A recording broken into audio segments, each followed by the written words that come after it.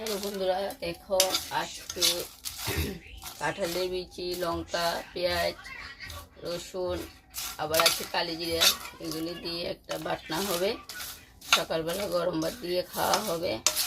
কার কার পছন্দ এই ভালো বন্ধুরা, দেখিয়েছি যে লঙ্কা, পেঁয়াজ, রসুন, তারপরে কাঁঠালের বিচি, তারপরে হলো কালি জিরা, এগুলি বেটে এনেছি।